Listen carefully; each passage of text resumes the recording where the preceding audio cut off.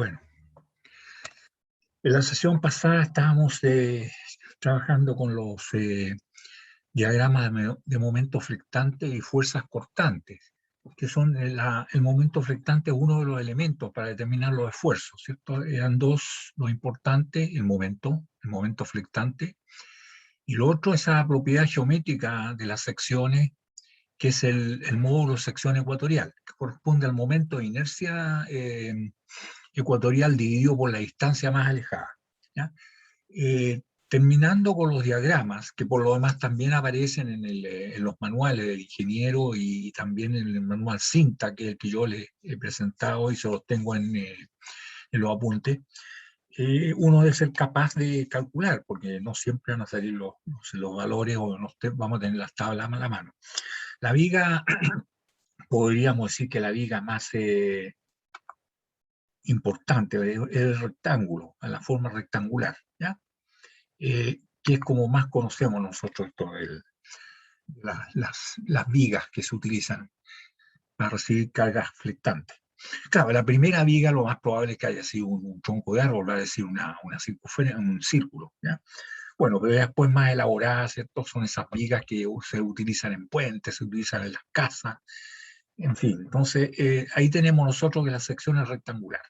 De la misma manera que los ejes para torsión son de sección circular acá, generalmente son de sección rectangular. Entonces nos interesaría calcular el momento de inercia de una viga de sección circular, donde le vamos a llamar B al ancho, y le hemos colocado así parada a la viga.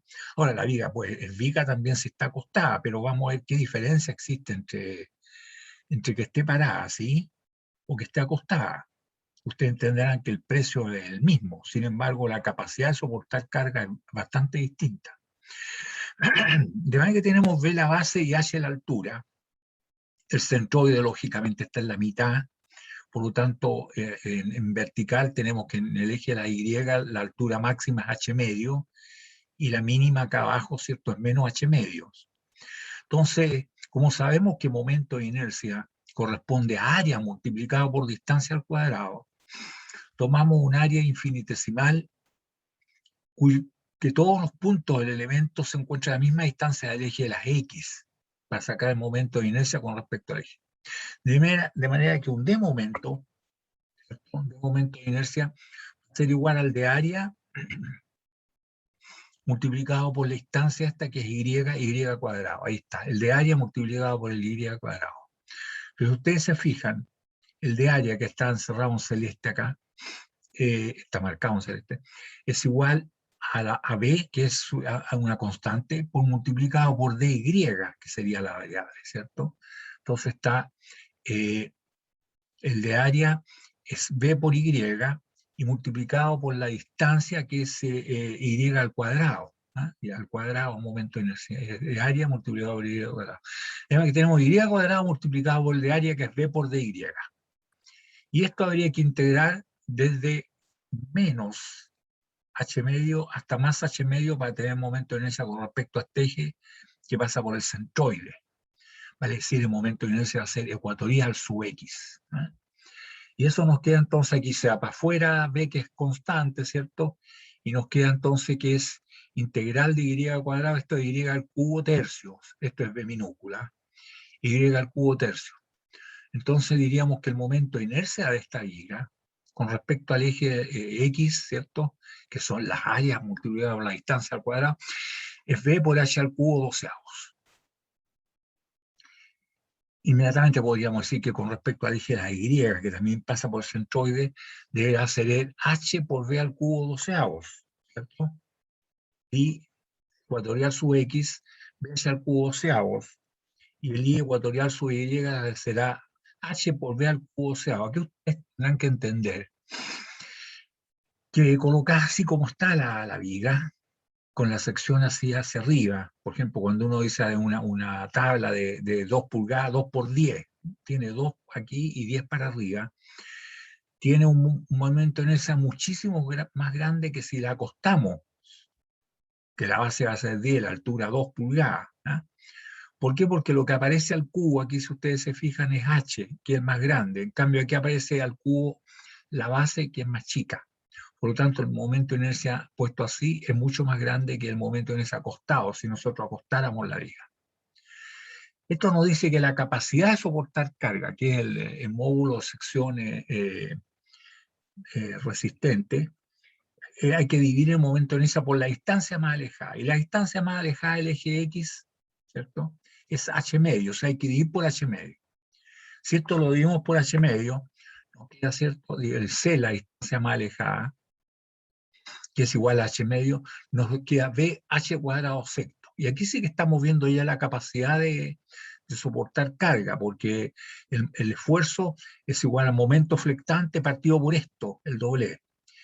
Mientras más grande sea esto, tiene más capacidad de soportar carga, ¿cierto? Hasta llegar al límite admisible. ¿Ah? Y en cambio acá, ¿cierto? El W ecuatorial con respecto a este eje, si nosotros ajustamos la viga, el W va a ser entonces al revés, el momento en esa y por la distancia más alejada, la distancia al eje de la Y, la distancia Y es una distancia X, y esa distancia es igual a B medios. Se divide por B medios, entonces, y nos queda HB cuadrado sectos. Entonces, esto es más grande que esto, ¿por qué? Porque H es más grande que B. Aquí H está al cuadrado, acá está B al cuadrado. Por ese motivo, ¿cierto? Se colocan así las vigas. Ustedes pueden ver las vigas que son de pino oregón, ¿cierto? Son bonitas, la veta. Se colocan así. Si ustedes van a hacer un puente, ¿cierto? Colocan las dos vigas así, una aquí y otra acá, ¿cierto? A lo largo, y después colocan las tablas arriba para poder pasar. No la van a colocar acostada, porque soportaría mucho menos. Entonces ese es el motivo, ¿cierto? Por el cual, teniendo el mismo precio, sin embargo, así soporta mucho más que acostada. ¿Eh? Bueno, veamos ahora entonces otro caso que es el que mencionaba yo. Seguramente la primera viga que se hizo fue en la viga de sección circular, que fue un tronco de árbol que lo cortaron y sirvió como para pasar de un lado a otro de un río, por ejemplo, ¿ya? Es la primera viga que tiene que haber construido el ser humano. Después para construir vivienda también la utilizó en bruto, hasta que llegó finalmente a producir los tablones, qué sé yo, de sección rectangular. Entonces, ¿cuál sería el momento de inercia de una viga de sección circular? Tendríamos nosotros que, en este caso, ¿cierto? Lo que queremos para la flexión es el momento de inercia con respecto a un eje que pasa por el ecuador y coplanario con el área. Puede ser el XY. Aquí nos damos cuenta que el momento de inercia con respecto al eje X debe ser igual que con respecto al eje Y. Y con respecto a cualquier eje que pase por el centro. O sea, el momento de inercia es el mismo, a diferencia del rectángulo. Acá lo mismo. Pero también nos damos cuenta de otra cosa, que nosotros conocemos el momento de inercia polar con respecto a un eje perpendicular Z, lo ocupamos en torsión, ¿cierto? El momento de inercia será pi por d a la cuarta, ¿cierto? 32 avos. Pero resulta que también conocemos el teorema que vimos de los momentos de inercia, que dijimos que el momento de inercia con respecto a un eje perpendicular a un área, el eje Z a un eje perpendicular, es igual a la suma de los momentos de inercia con respecto a dos ejes coplanarios con el área, X y Y son coplanarios con el área, perpendiculares entre sí, X y Y son perpendiculares entre sí, y que se corta por donde pasa el eje en cuestión. Como el momento de inercia con respecto al eje X es igual que el momento de inercia con respecto al eje Y, diríamos que el momento de inercia polar debe ser igual al IXX más el YY. Como son iguales, podríamos decir que es igual a 2 veces al IXX. Por lo tanto, ¿cierto? Ahí está el I polar, el que sabíamos, pero hemos ocupado en torsión, y lo desarrollamos, lo calculamos, pi d a la cuarta 32 avos, debe ser igual al I ecuatorial sub X más el I ecuatorial sub Y. Como estos son iguales, podríamos decir entonces que el I ecuatorial sub X, que es igual que el I ecuatorial sub Y, va a ser igual al I polar dividido por 2. Dividido por 2. Eso significa que el otro es pi de a la cuarta 32 avos, este va a ser pi de a la cuarta 64 avos. El momento de inercia entonces ecuatorial sub X, que queremos en flexión, o ecuatorial sub Y, que son iguales, o ecuatorial con respecto a cualquier eje que pase por el centro, las áreas estarían igualmente distribuidas con respecto a esos ejes, va a ser igual a pi de a la cuarta 64avo. Y el módulo de sección resistente va a ser igual al momento de inercia dividido por la distancia más alejada al eje X, la distancia más alejada es de medios. Ese punto es el que está más fuertemente solicitado en tracción o en compresión, depende del sentido del momento. Por lo tanto, el W ecuatorial va a ser igual a pi d cubo, ¿cierto? Pero acá 32avos. Pi d cubo 32avos. Entonces tenemos el momento de inercia ecuatorial de un círculo, una sección circular, y también tenemos el módulo de sección ecuatorial. ¿Ya?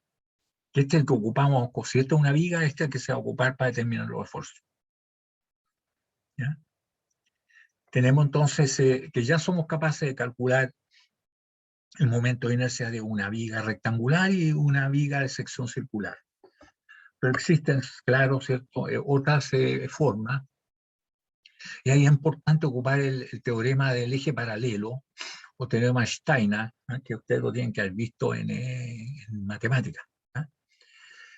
Lo que es el teorema Steiner. No lo voy a mostrar aquí porque ustedes ya lo vieron, solamente lo vamos a aplicar.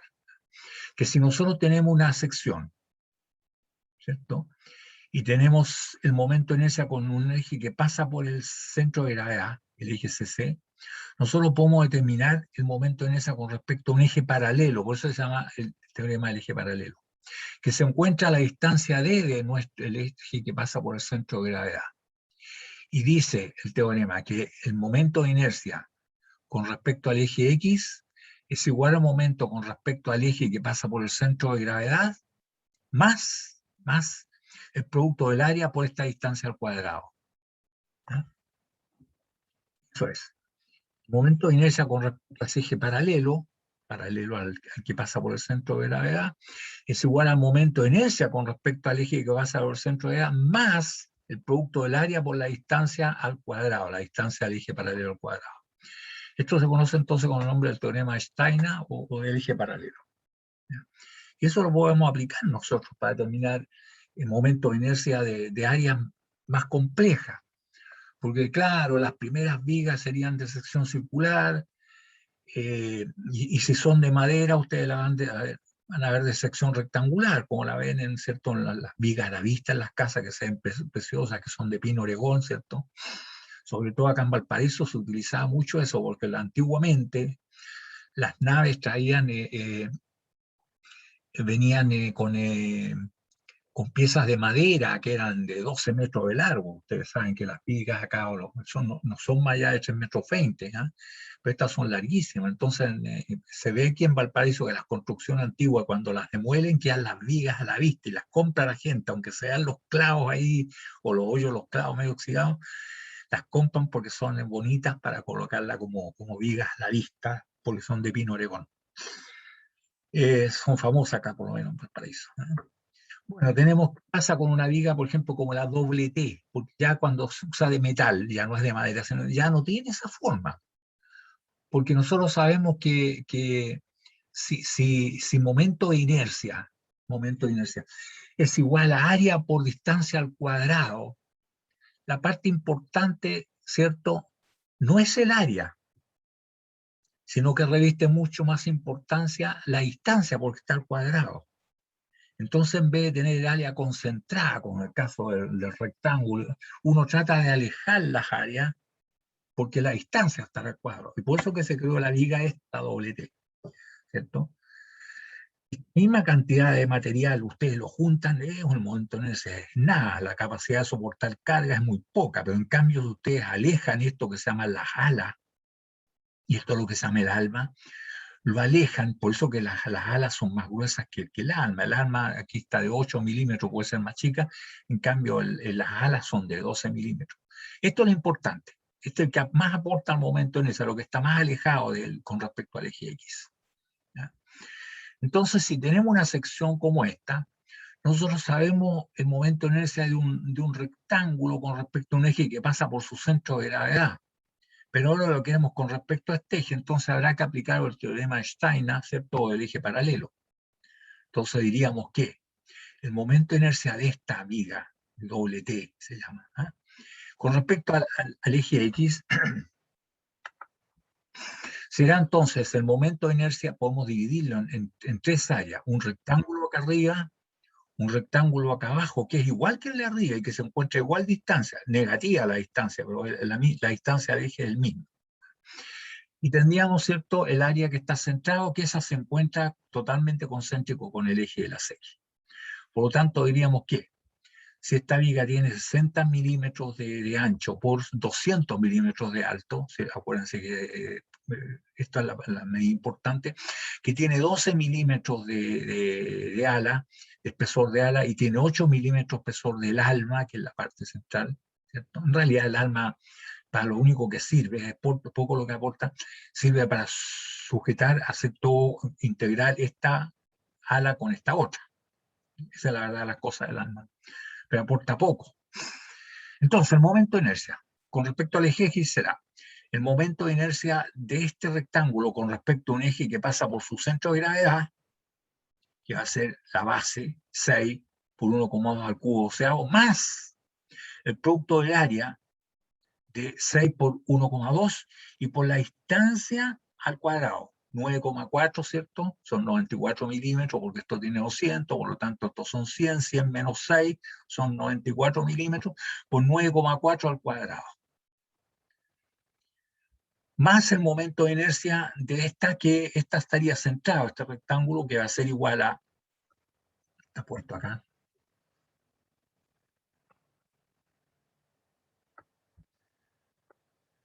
ahí estarían las tres secciones, los momentos de inercia, pero con respecto al eje. Entonces diríamos que la primera, tal como les dije, es 6 por 1,2 al cubo doceavos, más el producto del área, 6 por 1,2, ¿cierto? Del área, por la distancia 9,4 al cuadrado, y esto da 637,056 centímetros cuadrados. El momento de inercia de este rectángulo con respecto a este eje. Después podríamos ver el 2, que es esta. Y ese está totalmente centrado, o sea, ahí no tendríamos problema. Y ese es igual a 0,8, aquí no hay que equivocarse a la distancia. Esto tiene 200, este tiene 12 y este tiene 12, o sea, son 24. 200 menos 24 son 176 milímetros. Vale decir, 0,8 en centímetros por 17,6, ¿cierto? Al cubo doceavos y nada más. Porque no hay nada que trasladar, está centrada. Y eso va a 363,452. ¿Ah? Y el último área que está acá abajo tiene el mismo momento de inercia con respecto al eje, al centro al eje X, perdón, con respecto a su centro de gravedad. Y el mismo área, 6 por 1,2, pero la distancia es negativa, sí, pero como está al cuadrado da lo mismo, así que es el mismo valor. El área 3, que es la que está abajo, ¿cierto? Esta, tiene el mismo valor, porque si bien es cierta distancia, esta distancia que está aquí es negativa, como está al cuadrado, finalmente nos queda exactamente igual. O sea, el momento de inercia de este rectángulo con respecto al eje X es igual que el momento de inercia de este rectángulo con respecto al mismo eje X. Y entonces, ¿cuánto da? 637,056. Por lo tanto, el momento de inercia de estas tres áreas, ¿cierto? Con respecto a este eje, que es el centroide de esta viga de doble T, va a ser igual a la suma, y la suma nos da 1637,564 centímetros cúbicos. Convengamos que si queremos sacar el W ecuatorial, que es el que vamos a utilizar para determinar los esfuerzos, la distancia más alejada son 100 milímetros, para decir 10 centímetros. O sea, hay que dividir esto por 10. Por lo tanto, el W ecuatorial será 163,76, podríamos decir. ¿Ya? Sería el momento de inercia. Y ahí nos damos cuenta, porque es re importante en esto la forma de la viga, porque esta viga, ¿cierto? Puesta así parada, con las alas mucho más robustas que el alma, van a tener poco material, pero un muy buen momento de inercia. Y eso es lo que queremos ingeniermente, tener la máxima capacidad de soportar carga con el mínimo de costo, mínimo de material. Convengamos que si esta viga la acostamos, el momento de inercia va a ser muy chico. Si en vez de colocarla así parada, la acostamos esta viga, el momento de inercia va a ser, ¿cierto?, 2 veces la base 1,2 por 6 al cubo doceavos, y no hay nada que trasladar con respecto a este eje, ¿cierto? Dos veces, porque está esto y esto, más el momento de inercia del alma, que en este caso el alma son 17,6 por 0,8 al cubo doceavo, y eso sería todo. Que un momento, si lo comparamos con este, es bastante pequeño. Ustedes se lo puedo dejar como tarea, que ustedes lo calculen el momento de inercia con respecto al eje de la Y, y todavía que calculen el W ecuatorial con respecto al eje de la Y y lo comparen con el otro para que vea cuánto más resistente es la viga esta, parada como está aquí, que acostada, ¿cierto? Donde el eje Y sería el eje el cual nos interesa calcular el momento de inercia. ¿Ya? Entonces ahí tenemos, jóvenes, esta viga que es importante porque la mayoría de las vigas que son de acero son de esta forma, ¿ah? La doble T. Antiguamente estas vigas eran laminadas, ¿ah? Igual que los rieles del ferro, ¿cierto? Por lo tanto, en la Universidad de Santa María, por ejemplo, que se construyó el año, qué sé yo, 32, no existía la tecnología, la soldadura, no se dominaba bien. Entonces las vigas eran laminadas y se traían de Alemania. Y como se hacía laminada, ustedes van a ver que esto lleva una curva. Cuando lo miren, vean ustedes las vigas que hay, por ejemplo, en el juego de montaje. Y acá un poquitito inclinado para facilitar la laminación, que son medio de rodillo así. Y aquí redondeado. ¿Ah? Cuando uno ve cortes así en ángulo, esto se hizo soldado. Con el tiempo, cuando ya se dominó la tecnología de soldadura, se hacían por parte, entonces se hacía de buen material, mejor que el que se hacían laminado, y se soldaba el alma con esto, se soldaba nomás, ¿no? Y ahí se distinguen bastante bien una viga que es soldada, porque los cantos son agudos, que las que son laminadas, que son redondeados, esta parte es medio inclinada y aquí hay una buena curva. ¿Ya? Pero en ese entonces, si ustedes se ponen a mirar qué es lo que hay en el hall de montaje, se van a dar cuenta que son vigas o columnas que son laminadas, ¿eh? Laminadas. Hoy en día se hacen soldadas y se fabrican en gran escala. Bien, sigamos entonces con esto de los momentos de inercia. Tenemos que también se puede sacar los momentos de inercia por resta de figuras simples. ¿Ah? Se puede restar. Y fíjese, esto es importante. Se puede restar porque tiene el mismo eje. Si no tiene el mismo eje, no se puede restar. Por ejemplo, un perfil tubular rectangular que hoy en día se hacen laminados, plegados, perdón, y soldados, de 50 por 50 y por 3. Ese es un rectángulo, un tubo rectangular.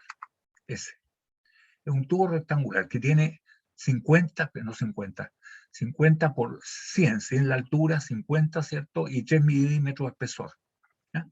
Lógicamente, como se hacen plegados, aquí lleva curva, así que no vamos a saltar eso por ahora, ¿cierto? O sea, el valor que obtengamos no es exactamente igual que el que va a aparecer en una tabla, porque en la tabla ya está considerado que esto lleva una curva y acá también lleva curva, entonces no es tan puntuoso, entonces no son rectángulos propiamente tal. O sea que alguna diferencia hay, pero en forma aproximada está bastante buena para el cálculo. Bien, ¿cómo se calcula? Nosotros como tendríamos que, aquí hay un rectángulo grande, ¿cierto? Y que es el de afuera, exterior, pero también podríamos ir menos el rectángulo chico, y eso se puede hacer porque tiene el mismo eje. Si no tuviera el mismo eje, no se puede restar.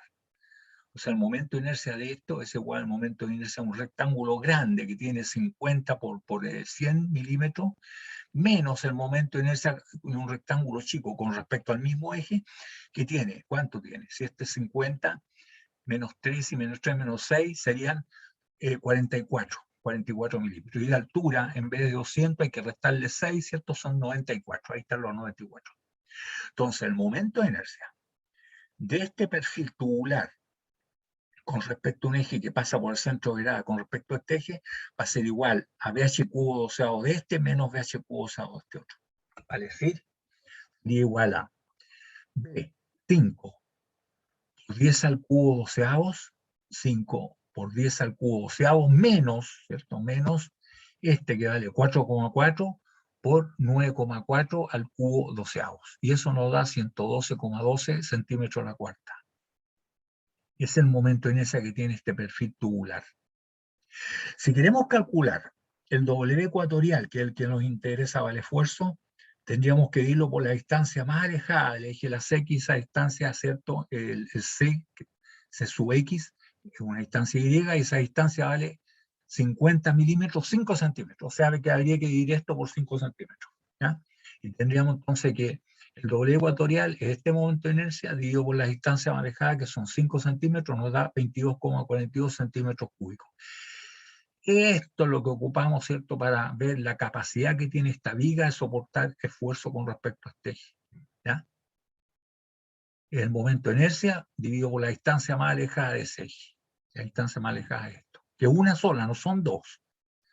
No es esta y esta, no, es una sola. La distancia más alejada no es esta, sino que es hasta allá. Entonces así tenemos nosotros el momento de inercia de un perfil tubular, que se ven bastante, ¿cierto? Los SINTAC, qué sé yo, son hechos de plancha que se pliegan y finalmente se sueldan. Que es como se fabrican esto. Tenemos entonces, ya somos capaces de aplicar algo simple, restar nomás, ¿cierto? Los momentos de inercia, pero eso lo podemos hacer solamente cuando tienen el mismo eje. Es lo que ocurriría, ¿cierto? Por figura así, por ejemplo, en un tubo también. El tubo son dos círculos, el círculo grande menos el círculo chico, así podemos calcular el área. Círculo grande menos el área del círculo chico, y esa es el área realmente anular. Pero un momento de inercia, ¿cierto? Será el momento de inercia del círculo grande menos el momento de inercia del círculo chico, y eso lo podemos hacer porque tienen el mismo eje, son concéntricos.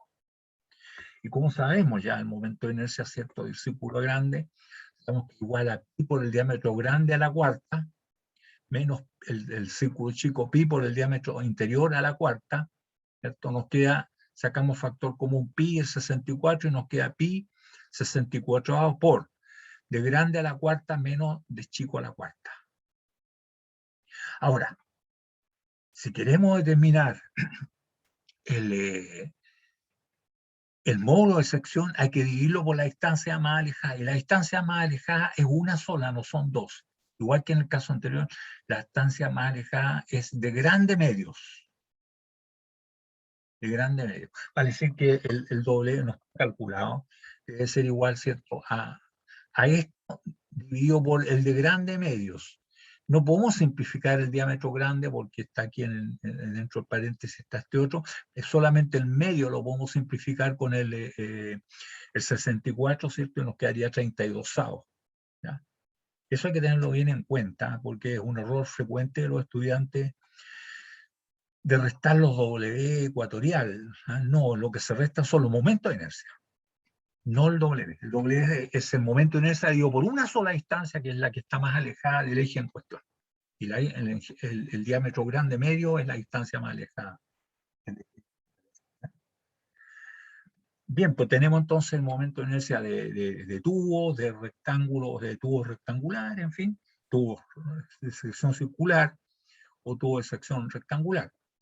Pero aplicando esto para la viga doble T, ¿cierto?, con valores distintos, aquí les dejo como tarea a ustedes que hagan lo mismo, también podemos quitarle, ¿cierto?, hacer resta de área. Por ejemplo, atento, con respecto al eje de las X, viendo el principio anterior, el momento de inercia va a ser el del rectángulo grande, ¿cierto?, menos los momentos de inercia de estos dos rectángulos chicos con respecto al eje X. Con respecto al eje X podemos juntar estos rectángulos y las distancias no cambian con respecto al eje de la X. Por lo tanto, ¿cierto?, nos queda, si este rectángulo grande tiene 100 milímetros por 400 de altura, ahí está. El rectángulo chico, este más este, se juntan, por lo tanto es lo mismo que decir 100 menos 4, vale decir 96 milímetros, 96, ahí está. 48, 48, este rectángulo y este otro rectángulo. Y se pueden juntar, porque no cambia la distancia con respecto a este eje si lo juntamos. Si lo separamos o lo juntamos, no cambia la distancia. ¿Cierto? Es exactamente distintos con respecto al otro eje, eso todavía no lo podemos hacer. Por lo tanto, el momento de inercia de este que lo calculamos con el teorema de Steiner delante, y ahí se lo dejo a usted para que aplique también por el teorema de Steiner. Va a ser igual a el momento en ese rectángulo grande con respecto al eje, que es un doceavo, ¿cierto? De 10 por 40 al cubo, doceavos, menos este que vale 9,6 por 380, 38 al cubo y también doceavo.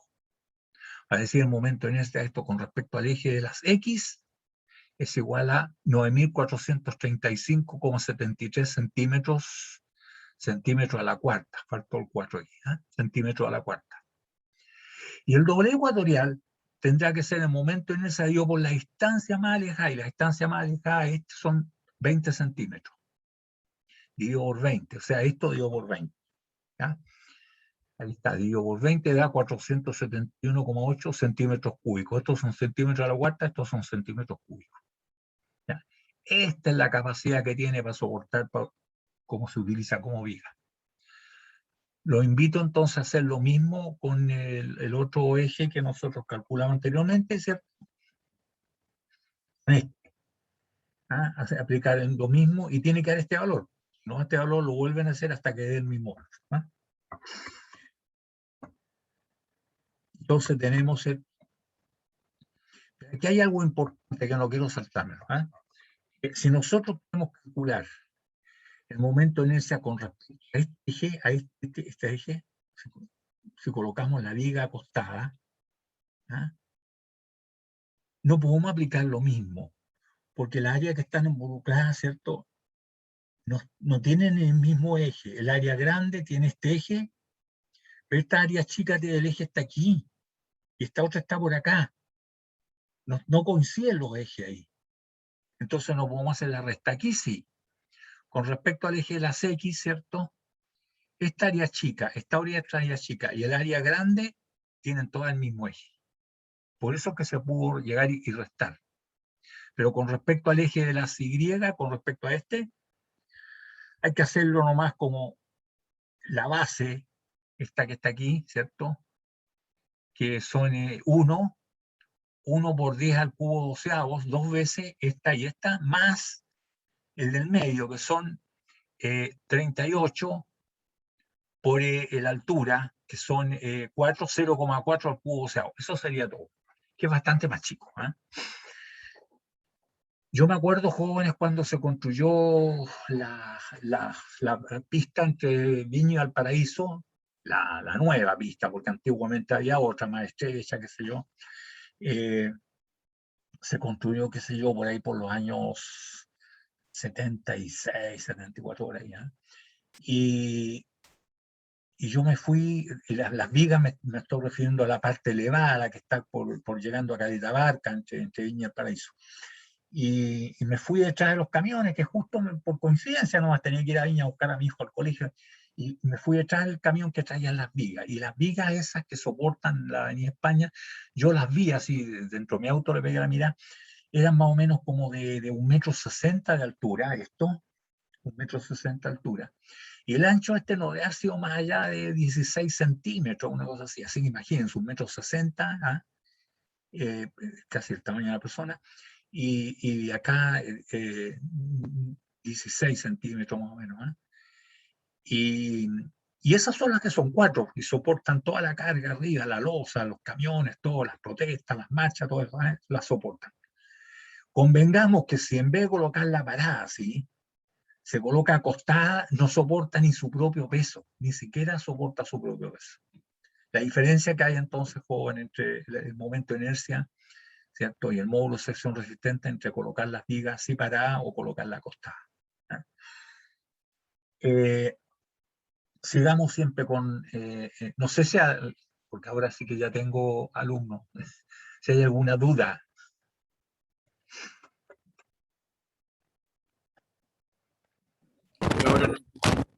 La verdad que no. ¿Sí? ¿No tienen duda? Disculpa, profe. no sé si tiene algún horario de consulta o algo, por si acaso, que yo ahora mismo estoy atendiendo dos clases a la vez. Entonces voy a rever esta clase en un rato más, la estoy, no sé Ah, si ya, ok. tiene problema que la grabe. Ya imagino que será la misma situación del resto de tus compañeros porque hoy día llegaron muy pocos. ¿Ah? Ya, ok. Sí, o sea, los de Red 2 estamos todos acá sufriéndola. Ya, ok. No sé qué pasó aquí.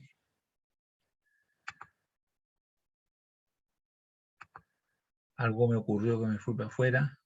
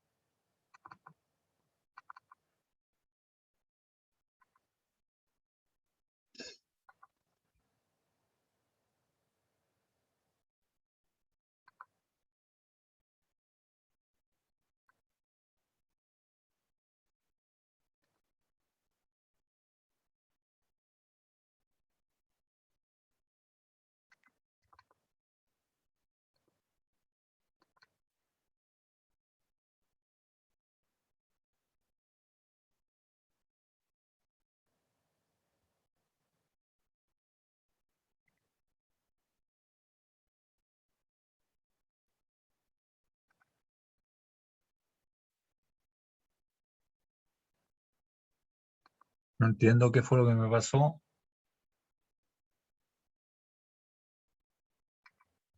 En cualquier caso, nosotros estamos viendo la pantalla de la presentación. Ya, pero yo no veo nada. ¿Cómo no ve nada? Voy a salir de compartir. ¿Ah? Ok.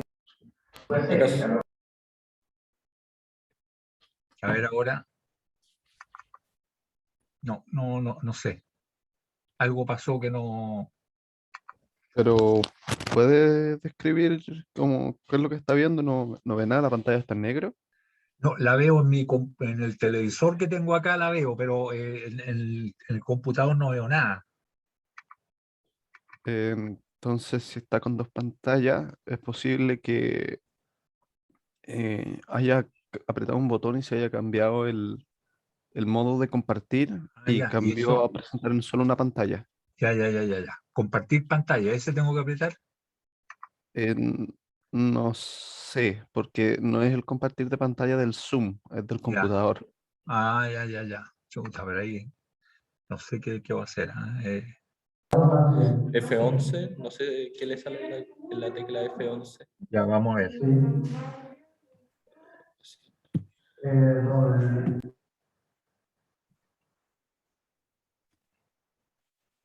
Pero apretar solo F11 no pasó nada. Uf, Y manteniendo apretado el FN o la tecla función más el F11 o F10, no sé en cuál tecla está en su teclado.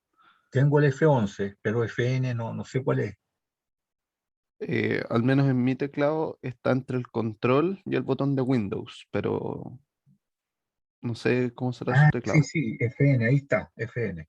En control y de Windows. Ese y después F11. F11, F10, no conozco su teclado, profe, no. No, ninguno de las dos. Eh, ¿Está ocupando un notebook o un computador de Notebook, escritorio? notebook. ¿Qué modelo es?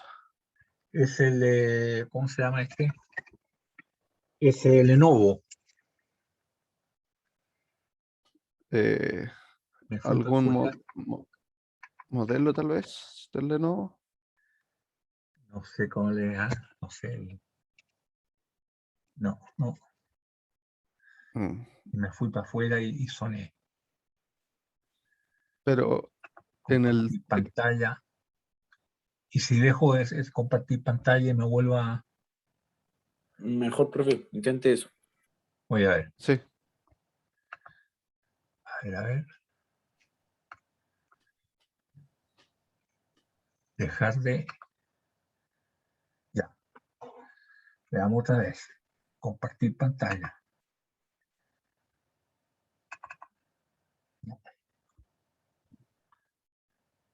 Es algo que no me interesa para nada.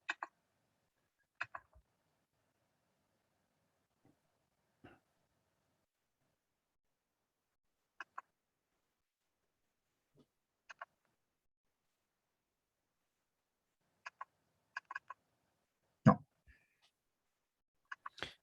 Pero, profe, no sé si salen como unos iconos en en el teclado en las F.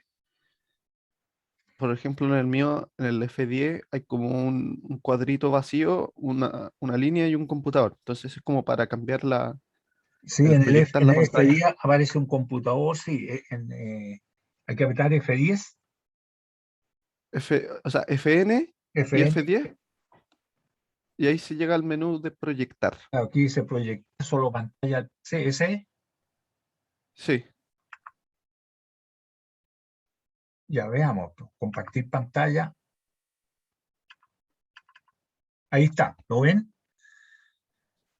sí, Ya, se ve ahora. Y se ve. sí, Ya, se ve. gracias. Muchas gracias, muchachos. Lo distraje de sus clases. No, no. Ya, ok. Bien, entonces tenemos que, se puede entonces sacar los momentos de inercia, ¿cierto? Solamente por resta de secciones conocidas, rectángulos, pero lo más importante, tienen el mismo eje. Si no tienen el mismo eje, no se puede. Por ejemplo, para sacarlo con respecto al eje de las Y, los rectángulos que están involucrados no tienen el mismo eje, entonces no se puede. ¿Y cómo hay que hacer? Bueno, con respecto a este eje, el de la Y, es igual al momento de inercia de este con respecto a este eje, que valdría, ¿cierto?, el espesor, que son 1 centímetro, 1 por 10 al cubo doceavo, 2 veces esta y esta, más el del alma, que sería la base 38 por 0,4 al cubo doceavo, y eso sería todo. Solamente se puede restar cuando tienen el mismo eje, eso es importantísimo, ¿ya? Ya. Tenemos entonces que en este caso también y esto es importante, lo que se llama cubicar. Ya no está relacionado con esto, pero sí lo vamos a ocupar porque la carga distribuida. Resulta que si nosotros queremos sacar, bueno, ¿y cuánto pesa esto por cada centímetro, que es nuestro Q? Bueno, si nosotros tenemos el volumen de 1 centímetro de largo y el volumen va a ser el área multiplicado por 1 centímetro, ese va a ser el volumen de 1 centímetro de largo de viga. Si lo multiplicamos por el peso específico del acero, que son 7,85 gramos por centímetro cúbico, vamos a tener lo que pesa 1 centímetro de viga. Si ustedes agarran con una sierra y cortan una torreja de 1 centímetro, eso es lo que pesa. Y para que no nos quede en centímetros, lo dimos por 1000 y nos queda en kilogramos. Entonces, ¿qué tenemos que hacer? Para calcular el Q, hay que multiplicar. Disculpe, ¿Sí? ¿cuál era el Q, el que dijo recién? Q es el peso, lo que pesa por unidad de largo. Porque eso Ya. se utiliza para calcular la carga distribuida, el Q minúscula. Eso es lo que hemos ocupado nosotros. Entonces son kilogramos por centímetro, nos interesa. Entonces, para el Q estaría, ¿cierto?, multiplicar volumen, el gamma. Y el volumen de 1 centímetro es el área multiplicado por 1, no aparece el 1 acá, ¿cierto? El área multiplicado por 1. Y esto multiplicado por el gamma, que son 7,85, y esto lo dimos por 1000 para que nos queden kilogramos por centímetro, no en gramos. De manera, ¿cierto?, que si tenemos que el área del rectángulo grande menos rectángulo chico. Si eso es lo que hay de área, que es lo que está en naranja acá, el rectángulo grande menos rectángulo chico.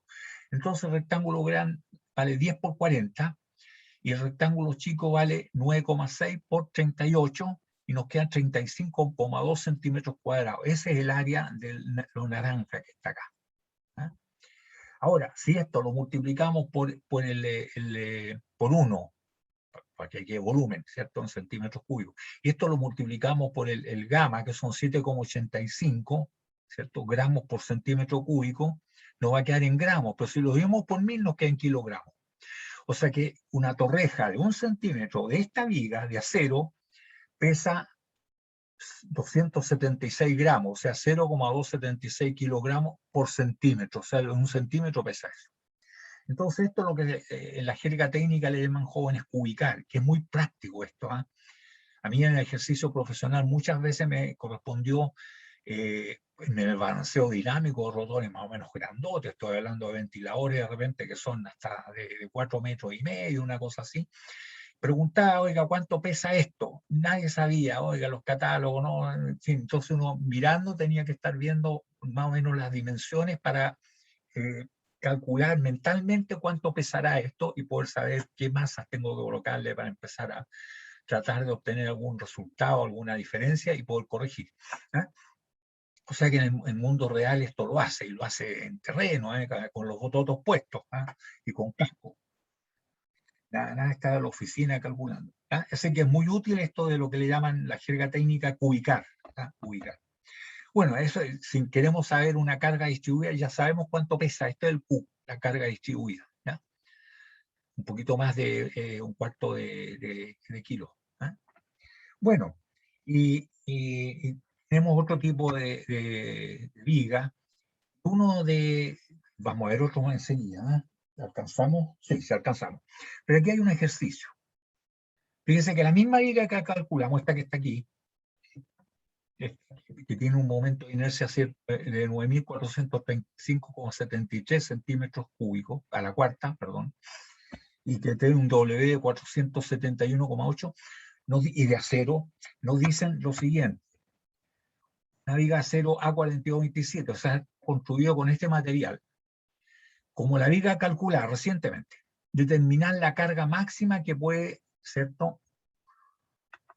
Que puede levantar, se puede levantar en una luz de 8 metros, o sea, imagínense 8 metros de apoyo, es una cosa más o menos así. Esta misma viga que acabamos de calcular, la tenemos con una separación entre 8 metros y vamos a levantar una carga. ¿Ya? Entonces nos preguntan qué carga podemos levantar con un factor de seguridad de 3. Fíjense, aquí tiene un problema doméstico, práctico. La peor de las situaciones es cuando está en el centro. ¿Cierto? Ahí es donde el momento flectante es más grande.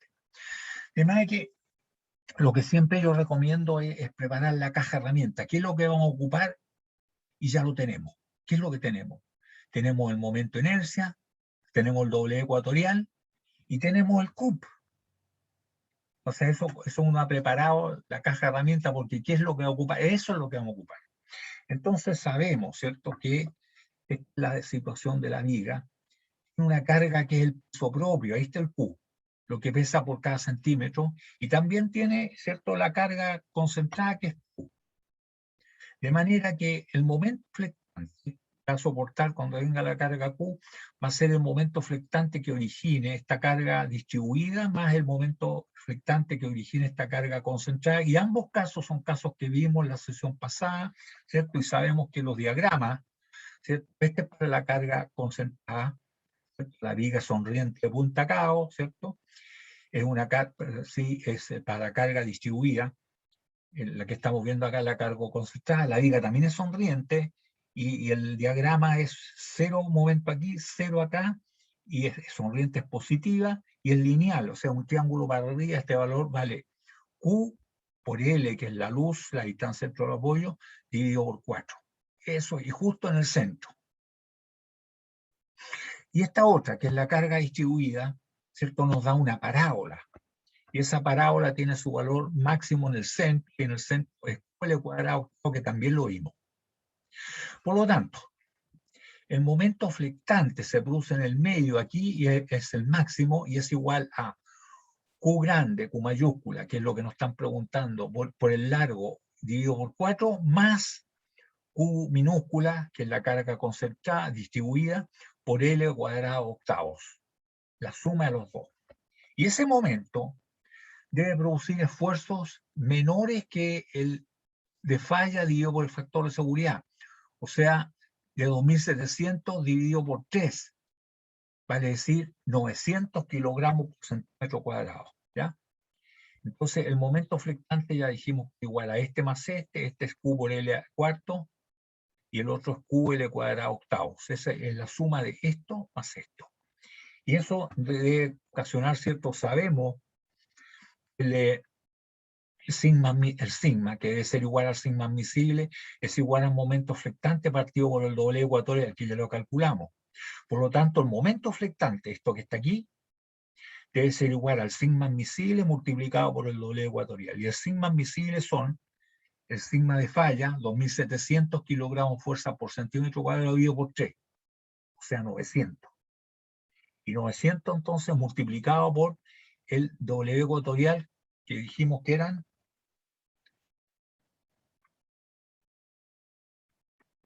parece esto,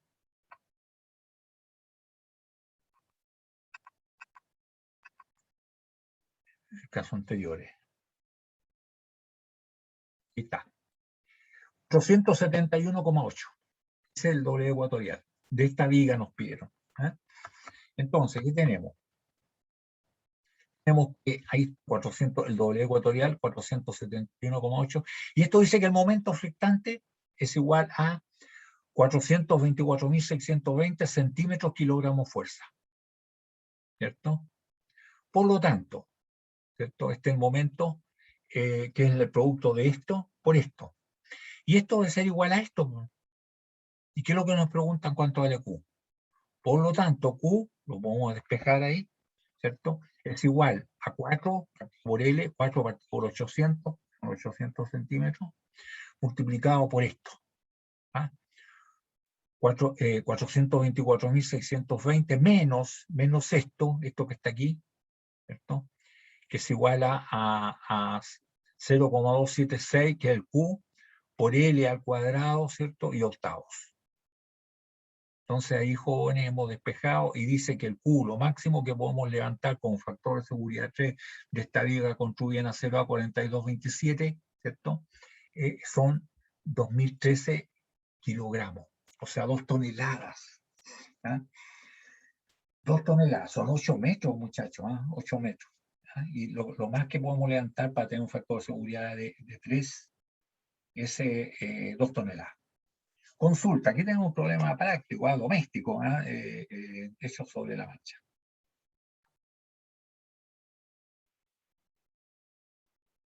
Consulta, jóvenes. Acá no. No habrían consulta ya. Ok. Veamos entonces, tenemos aquí un problema más interesante todavía. Tenemos un oleoducto. Antiguamente el petróleo lo desembarcaban acá, lo descargaban en la salina. Todavía van ustedes los terrenos ahí que están todos esperando que se recuperen, imagino, para después hacer algo. ¿Ah? ¿Qué es lo que van a hacer? Edificios seguramente, pues esta cuestión es lo que manda en la plata. Pero ahí estaban los estanques de almacenamiento, qué sé yo, y por años, entonces quedó mucho contaminado con el petróleo, y por eso que está esperando que pase el tiempo ahí para poder hacer algo en ese terreno, en la salina. Y de ahí mandaban el ducto, lo mandaban a Maipú, a Santiago. Entonces, eso es el oleoducto, por ejemplo, construido, dice un tubo de acero A3724 estructural y soldable, el acero más ordinario que se utiliza en estas cosas, ¿no? De 300 milímetros de diámetro. Cuando se habla de tubo, el diámetro es el diámetro exterior. Cuando se está hablando de cañerías, jóvenes, son el diámetro interior en pulgadas, y que en ninguna parte aparece, si ustedes agarran un pie de metro y miden, no en ninguna parte están las medidas esas. Y eso es porque a medida que creció la tecnología, que se empezó a utilizar mejores materiales, por lo tanto se empezó a adelgazar las paredes de todas estas cuestiones, las tuberías, pero ya estaba hecho todos los niples, las coplas, los codos, todas esas cosas ya estaban normalizadas. Entonces la única manera que se tenía, ¿cierto?, era de aumentar el diámetro interior. Por eso es que ustedes ven cañería, dice, ¿cuánto está de media pulgada? Van a medir y tiene mucho más de media pulgada, la de una pulgada también, en fin, por ese motivo. Esas son las cañerías. Los tubos, la medida es por fuera. Entonces, cuando dice 300 milímetros es por fuera y 6 milímetros espesor. Y se desea conocer, dice, la distancia máxima L entre los apoyos, porque va a ir medio en el aire esto, con un factor de seguridad 4. Entonces, nuestro problema es este, jóvenes. Tenemos el ducto que va, ¿cierto? Se va a trasladar kilómetros, arriba de 100 kilómetros, ¿cierto? entonces tiene que llevar apoyo, y esto queda voladizo en el aire. Entonces nos preguntan cuál puede ser esta distancia máxima, ¿cierto? Para que tenga un factor de seguridad 4. Eso. Este problema es sumamente ¿cómo se llama? No es estáticamente determinado, ¿eh? Es hiperestático. Porque tiene mucho apoyo, entonces tiene muchas incógnitas. Y aquí tiene algo bonito de la ingeniería, que no somos científicos, somos ingenieros, solucionamos los problemas, ¿cierto? Nos acercamos a la verdad. Entonces decimos, oiga, ¿sabe? Esto es similar a lo siguiente. Si uno ve cuál es la línea elástica de esto, dice, mire, esta cosa, esta línea elástica aquí va a ser igual que acá y va a ser igual que en el otro, y aquí se pega un máximo para arriba y ahí baja, aquí justo en el medio está para abajo, ¿cierto? Y aquí vuelve a subir y aquí se repite como espejo, ¿cierto? Y aquí, entonces esto es exactamente igual de una viga que está empotrada en este punto, en este otro punto, y con su carga, ¿cierto?, distribuida. ¿Cierto? Una carga distribuida. Entonces se estudia así, porque el efecto es exactamente el mismo que si estuviera empotrada aquí, empotrada acá. Aquí va a tener pendiente cero, aquí va a tener pendiente cero la línea elástica que sigue por la deformación. ¿Ya? Entonces se hace como, y eso es un problema que tampoco lo podemos desarrollar, pero sí lo tenemos en las tablas. ¿Sí? Hay una consulta. O sea que se puede considerar como si estuviera de lado en una pared. Correcto, no, empotrado en las dos paredes. Como que si estuviera empotrado aquí y estuviera empotrado acá, porque la línea elástica es exactamente igual a esta. Si tú te fijas, aquí tiene pendiente cero, acá tiene pendiente cero, ¿cierto? Pero para abajo, y aquí vuelve a tener pendiente cero para arriba. O sea que es igual que si estuviera empotrado aquí y empotrado acá. La deflexión que va a tener es pendiente cero, baja, ¿cierto? Vuelve a subir como en espejo así, y pendiente cero acá nuevamente. Entonces, exactamente igual, ¿cierto? Que estuviera el tubo entre dos paredes empotrado con un largo L. ¿Cierto? Y se evalúa, ¿cierto? Por el efecto que causa. Y esto es muy común en ingeniería. ¿Eh? Bien, tenemos entonces que el tubo tiene 300 milímetros, podemos determinar cuál es el diámetro es 300, el interior son 288, ¿cierto? Y el espesor son 6 milímetros. Aquí también hay una cosa, por algún motivo que yo desconozco, cuando los jóvenes dicen, ya, tengo el diámetro interior y quiero saber el diámetro exterior, ya, el diámetro interior más el espesor. No sé por qué, pero eso se ha repetido históricamente. No, pues es el diámetro interior más 2 veces el espesor. Aquí un espesor, 2 espesor. Eso nos parece muy simple aquí, pero sin embargo, históricamente se ha repetido ese error. No sé por qué. Bueno, si tenemos las dimensiones, nosotros podemos calcular el momento de inercia. Tenemos que primero el área. ¿Para qué queremos el área? Para la carga distribuida. Porque aquí hay pura carga distribuida. A todo esto es para el petróleo. El gamma del petróleo es más liviano que el agua. Se utiliza el del agua. Eso en ingeniería, cuando hay un líquido, un fluido que tenga un gamma inferior al agua, el petróleo inferior al agua, por eso que flota, ¿cierto? Se utiliza el gamma del agua. Bien, entonces está el gamma del acero, del tubo, está el gamma del agua, del petróleo, que llena esto. Pero estructuralmente solamente el acero. Calculamos entonces la sub cero, ¿cierto? Del tubo, ese pi por el diámetro grande al cuadrado menos el diámetro chico al cuadrado, 10 por 4. Y esto nos dice entonces 30 al cuadrado menos 28,8 al cuadrado, ¿cierto? Y eso multiplicado por pi dividido por 4 nos da 55,418 centímetros cuadrados. Vale decir, lo que está en negro aquí, jóvenes, ¿cierto? Para ese tubo de 300 milímetros de diámetro y 6 milímetros de espesor, son 55,418 centímetros cuadrados. Solamente la parte de acero. El punto 11 del acero, la carga distribuida, son el área multiplicada por el gamma del acero y dividido por 1000. La gamma del acero son 7,85, por lo tanto nos queda 55,418, que es el área por el gamma, que son 7,85 dividido por 1000, nos da 0,435 kilogramos por centímetro. O sea, si nosotros cortamos una torreja del tubo de 1 centímetro de largo, esto pesa casi medio kilo. ¿Ya? ¿Y qué pasa con el gamma del agua? El agua no es estructural, pero sí es peso, ¿cierto? Si está lleno el tubo, el área interior, y el área interior es pi por el diámetro interior al cuadrado al cuarto, es decir, pi por 28,8, 288, 28,8 centímetros al cuadrado, ¿cierto? Cuarto, y dividido por 1000 para que nos queden kilogramos. Y eso nos da 0,6514 kilogramos partido por centímetro lineal. Por lo tanto, el Q de esto, ¿cierto?, es el del agua más el del acero. El Q entonces va a ser igual a la suma de los dos y nos da un poco más de 1 kilo, 1,086 kilos por centímetro. Este es el que tenemos que utilizar como carga. ¿Ya?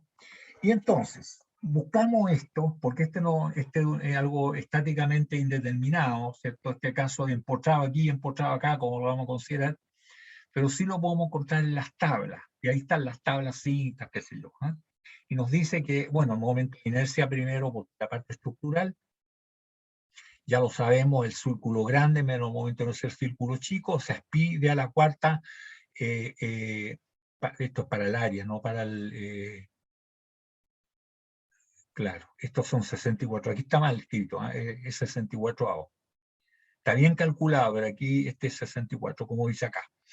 Es pi por 30 a la cuarta menos 28,8 a la cuarta, 64 Y esto nos da 5.900,1 centímetros a la cuarta. Ese es el momento de inercia del tubo, la parte estructural. El doble será dividido por el diámetro grande medio, ¿cierto? El doble partido por C, esa es la distancia más alejada, que el diámetro, esto tiene 300, vale ser 150 milímetros ahí, son 15 centímetros. Y 5.990,1 dividido por 15 nos da 399,34 centímetros cúbicos. ¿Sí? ¿La pregunta? ¿Puedes repetir la última parte? Que se me cortó, entonces no lo alcancé a escuchar. Repetir lo que dije cuando. La última parte. Del momento de inercia. Sí, desde ahí. Ya, sí, no, que el momento de inercia es el momento de inercia del círculo grande ecuatorial, menos el momento de inercia ecuatorial del círculo chico, o sea, es pi por d a la cuarta, de grande a la cuarta menos de chico a la cuarta, 64 que aquí está, 64, no 4. Es pi por 30 a la cuarta, son 30 centímetros, menos 28,8, que es el diámetro interior, 28,8 en centímetros, ahí está. No, ahora. Eso dio por 64. Se me perdió el ratón. Ratón, trae eso. Aquí está. Ahí apareció. Ya, y eso nos da 5.990 como 1 centímetro a la cuarta. Este es el momento. Y bueno, y el doble hay que dividirlo por 15. ¿Ah? Ahí está el doble. A ver, no sé por qué me aparece. ¿No? Hay que dividirlo por 15 y eso da 399,34 centímetros cúbicos. Como este caso es un caso estáticamente indeterminado, ¿eh? Porque el número de incógnitas supera al número de ecuaciones independientes que tenemos, sí lo vamos a aprender a desarrollar cuando sepamos calcular las deflexiones, pero hoy en día lo vamos a utilizar, sacar directamente de las tablas. ¿Eh? Tendríamos entonces que ese es nuestro caso. Otra vez, ahora es esto. Y tenemos que, ahí, esto es lo que yo les decía, jóvenes, aquí está. Si se fijan, la línea elástica que está señalada en rojo, aquí da, ¿cierto?, un máximo con curvatura para abajo, vale decir que la pendiente aquí es 0, y aquí también es máximo, por lo tanto la pendiente es 0, y ahí cae de esta manera. Entonces, en este caso, en vez de estudiar con una incógnita, dos incógnitas, así cada apoyo una incógnita, podemos decir, mire, es una viga que está empotrada acá, que está empotrada acá, tal como está aquí, ¿cierto? Y corresponde, ¿cierto?, exactamente igual. Y esta viga, que está empotrada en ambos extremos y con carga distribuida, nos da un momento flectante, este es el 0, que lógicamente en esta parte queda la curvatura para arriba, la viga es totalmente sonriente, aquí es para arriba, es una parábola, y aquí la curvatura es para abajo, es negativa. Entonces, si este es el 0, jóvenes, en el centro da Q por L al cuadrado 24 avos, pero aquí en estas partes, aquí y acá, que es como que estuviera empotrado, nos da QL al cuadrado 12 avos. Por lo tanto, diríamos que esto es lo que más sufre. La viga sufre más en estos puntos que en este. El doble sufre aquí que acá. ¿Ah? En la parte de arriba tracción, en la abajo compresión. Aquí, en la parte de arriba compresión y en la parte de abajo tracción. Y aquí nuevamente la parte de arriba tracción y la parte de abajo compresión. Entonces nos interesa el esfuerzo que se produce más grande, que el que se produce justo en los puntos de apoyo, que es con lo que es equivalente a que estuviera empotrado. O sea, nos interesa el Q al cuadrado doceavo. Ese es el momento flectante que debe soportar. Y eso sabemos entonces que el momento máximo Q al cuadrado doceavo, ¿cierto? En los empotramientos. Es el máximo, ¿cierto? Y esto tenemos que el momento flectante máximo va a ser igual al sigma admisible, porque el sigma es igual al momento partido por doble ecuatorial, ¿cierto? Por lo tanto, el momento flectante máximo, ese que se produce aquí, ¿cierto? Ese que es igual a Q al cuadrado doceavo, debe ser igual al sigma admisible multiplicado por el doble ecuatorial que ya la calculamos. O sea, el sigma admisible 600, porque el acero era a 3724, factor de seguridad 4, o sea, 2400 dividido por 4, el factor de seguridad es, perdón, el factor de seguridad es 4, vale decir el sigma admisible son 600. 600, ¿cierto? El sigma de falla dividido por el factor de seguridad que es 4. Y esto ya lo habíamos calculado, son 399,34. Por lo tanto, el momento flectante máximo, ese que se produce aquí en los apoyos, ahí debe ser igual a 239.604 centímetros kilogramos fuerza. ¿Ya? Y el momento flectante, aquí es lo que es igual. El momento flectante es igual a Q por L al cuadrado doceavo. Como el Q ya lo conocemos, el Q es el total, es el del acero más el Q del agua, ¿cierto? Nosotros podemos despejar cuánto vale L, ¿cierto? Y tenemos entonces que el L, ¿cierto? Porque el QL cuadrado, dice, hay que sacar la raíz cuadrada, ahí está el 12 que pasa multiplicando y el L pasa, perdón, y el Q pasa dividiendo. ¿Ah? El L pasa multiplicando, el Q pasa dividiendo, ¿cierto? El momento flectante máximo. Y esto nos da, jóvenes, despejando el L, nos da 1627 centímetros, vale decir 16,3 metros. 16,3 metros es lo que nos daría, jóvenes, ¿cierto? La distancia máxima para que quede con un factor de seguridad igual a 4. El acero va a 37,24. Si esto va a trasladar petróleo. ¿Ah? Y bueno, hecho así, jóvenes, si se vienen aquí a encaramar la gente arriba del tubo, ya está cambiando la cuestión. Nadie ha calculado con pesos adicionales aquí, ¿eh? Solamente lo que tiene el peso propio de tanto el petróleo como el tubo. ¿Ah? ¿Se fijan? Es interesante el problema, porque esto es un problema sumamente estáticamente indeterminado. ¿Ah? Es hiperestático. ¿Ya? Que se resolvió como se resuelven muchos problemas en ingeniería por los efectos que causan. Ah, ya, este efecto ya, entonces igual que esta situación. ¿Ya? Consulta, jóvenes.